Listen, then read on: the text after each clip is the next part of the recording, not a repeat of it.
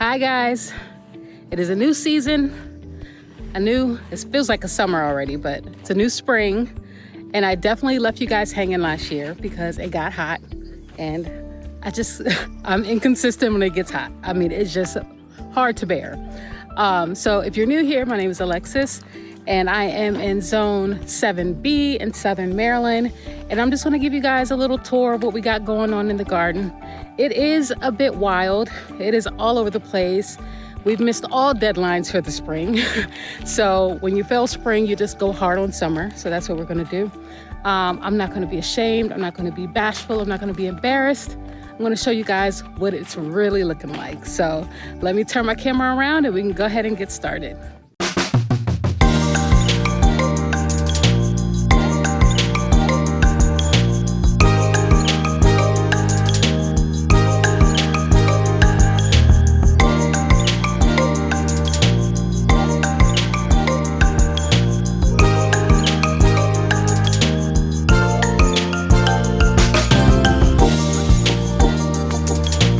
Okay, so this is the first bed we're gonna go through. We're gonna go through this side and we'll quickly walk through the other side. You guys will see why.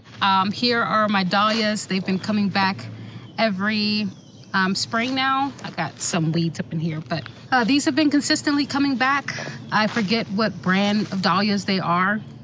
They're like the dinner plate dahlias where they're burgundy and white, and also some pink dahlias. So if you guys, you probably can see back in my older videos what those look like, but you guys will see it this summer. We also have some broccoli and we have lots of weeds growing, but we've got a new like blowtorch tool. We're gonna go through and try to burn these weeds out. But we have lots of dino kale. You guys know I love dino kale. It is one of the tastiest kales.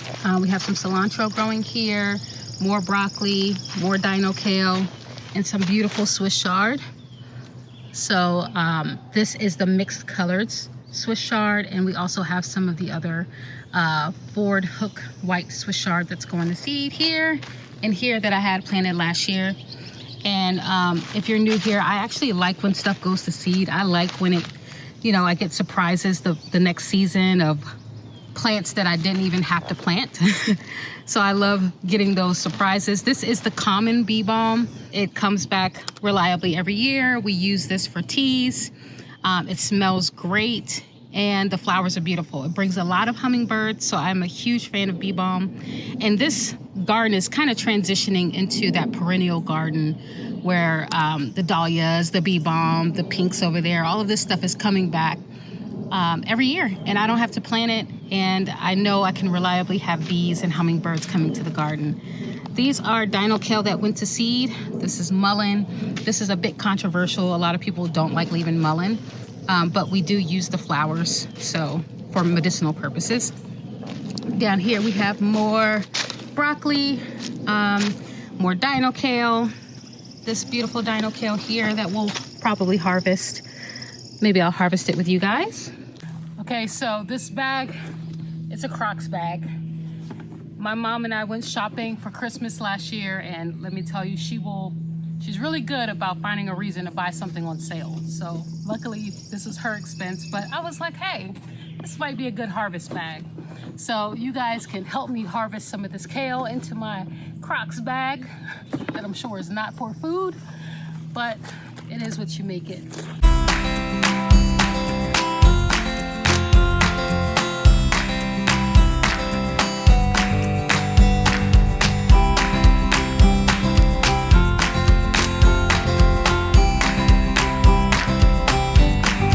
Okay,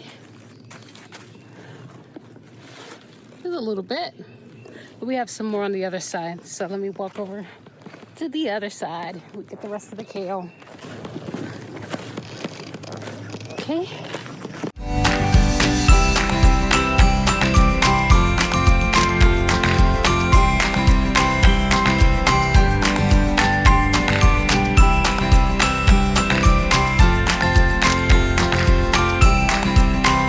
This is echinacea that's self-seeded. So we'll have some lovely echinacea flowers coming pretty soon. And on this side, I actually have tomatoes and onions planted along with some other perennials. So this is definitely one of the wild child beds. This is a purple phlox. I don't have a tag for it. You guys just may be a little bit mad at me for not being good about the actual varieties. I just plant stuff and sometimes I lose the tags. And I have a toddler who loves to pick up the tags, so I never have a good idea of what it is that I planted. But these are purple phlox. This is comfrey. You guys know I've had a problem with comfrey for some years, but it brings in lots of bees and we use it to put under our blueberries and some of our fruit trees as well. So it's not too much of a nuisance. This big old flower here, or this plant, is called arugula, and it's gone to seed. And again, I let it seed because I love when it pops up. Actually, this was a self-seeded plant, and it will drop its seeds, plant new plants, and I'll be happy because we love arugula and we don't have to pay for a new plant every year. This is more comfrey. We have blueberries here. So you'll see there's some baby blueberries there. We have some beets that went to seed that I didn't eat. I think I'm not going to plant any more beets because we don't really eat a lot of beets, as you can see. So this big beet here has been here from last year. If anything, we'll juice them, but we don't have a working juicer right now. We broke the last one. These are pinks. These flowers are so pretty in mass, and they smell really good.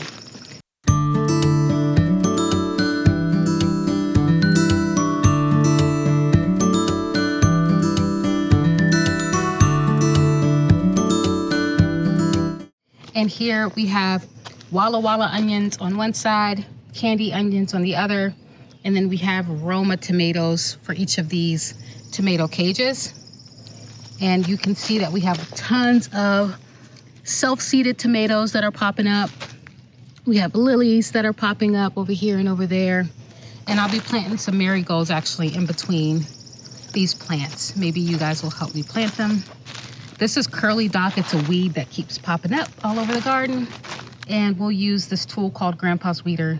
It basically grabs the plant by the root, pulls it up, and we won't have to worry about that. We have a blueberry here that's kind of sick. I'm hoping that's going to bounce back next year. I have a feeling that has something to do with the fertilizer. And over here, this is called lovage. It is a perennial plant, and the best way I can describe it is like celery and parsley mixed together.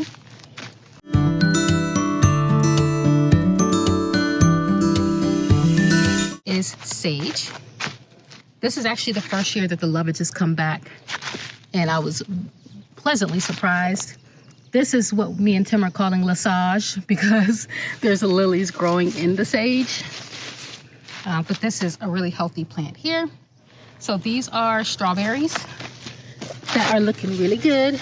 The problem is the squirrels and things get to it before we get a chance to enjoy it. Here are the strawberries. And also these chives that have already gone to seed.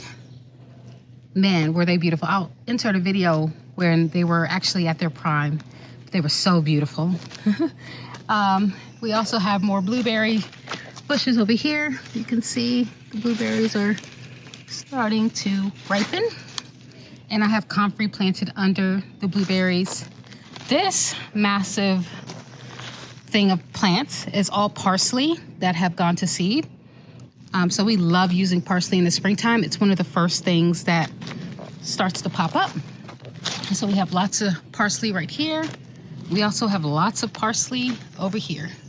So all of this is parsley. So we had our fair share. We also have some collards that went to seed. One thing I'll say about these brassicas when they go to seed, so brassicas are the broccolis, the cabbages, the cauliflowers, the kales.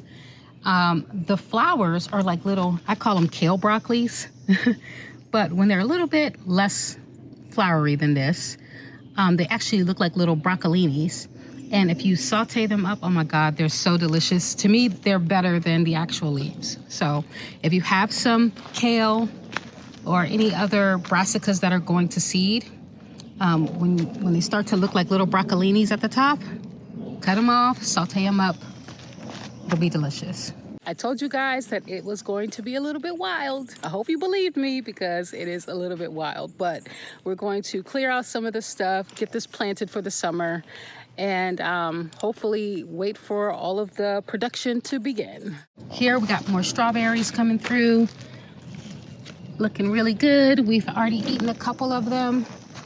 Fennel is something that pops up over here all the time. I planted it 1 year. This is the bronze fennel.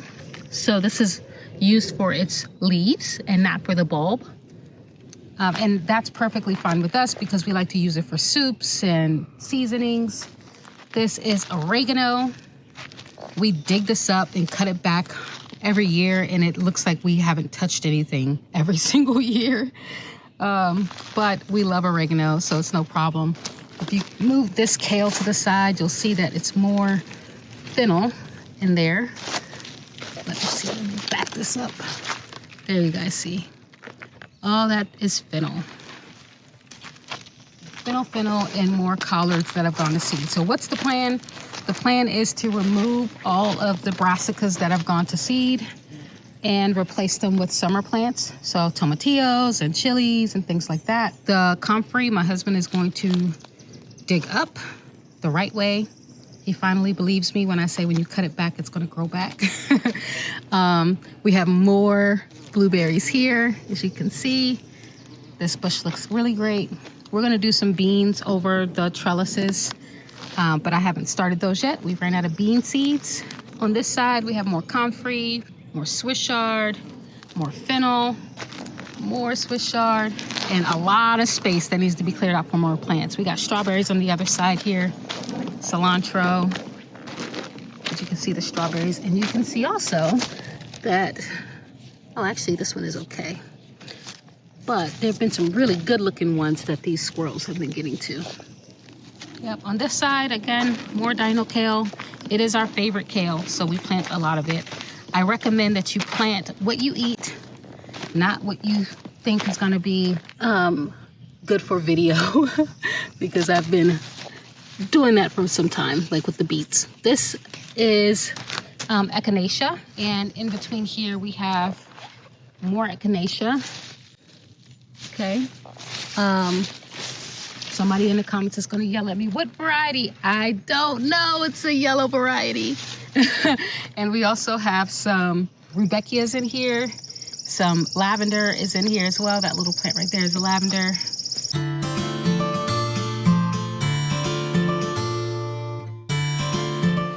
Okay, so maybe I got a little bit more than just for dinner. This is probably gonna last us more than one night. And that's pretty much it for this side of the garden. So lots of flowers, perennials, and we have some annuals planted with those onions and those tomatoes over there. On this side, this is where it's like, what are you guys this is where it's kind of like, what are you guys doing? This is all cilantro. This grows very proficiently in this garden. So you'll see lots of cilantro, lots of comfrey. In other words, this is a big blank canvas. Besides the garlic chives right there, this is a big blank canvas. All of this is gonna go, it's gonna be replanted. I have to find some more tomatillos so I can have good germination, but this is gonna be tomatillos and chilies here. This side is gonna be okra, and this is the lemon balm plant. If you guys remember from last year's videos, this thing is a monster, and we use this for teas. It's really good, smells amazing. More chives, more comfrey. So the idea for this area is that we're going to cut all this back, cover it with landscape fabric, torch holes, and then maybe turn this into a watermelon patch of some sort. So you guys cross your fingers for us on this endeavor. Sage, more cilantro, and then we also have some peppers planted here already. So we got some small little peppers. Actually, I didn't even realize that was there. We also had some lettuce self-seeding, more peppers over there, more cilantro. So that's pretty much this garden. Thank you guys so much for watching my video, especially if you got to this point, listening to my ramblings of all the chaos and whatnots and things that have not been done. But in reality, we are doing this because It's healthy for our family. To me, it's a hobby of mine. I love being outside in nature, and the chaos just comes with it. So if you plan on being a gardener, just understand that it's not always going to be pretty and it's not always going to be perfect, but as long as you're enjoying it, it's a win. So thank you guys. Hopefully I'll see you guys again in the next video. Bye.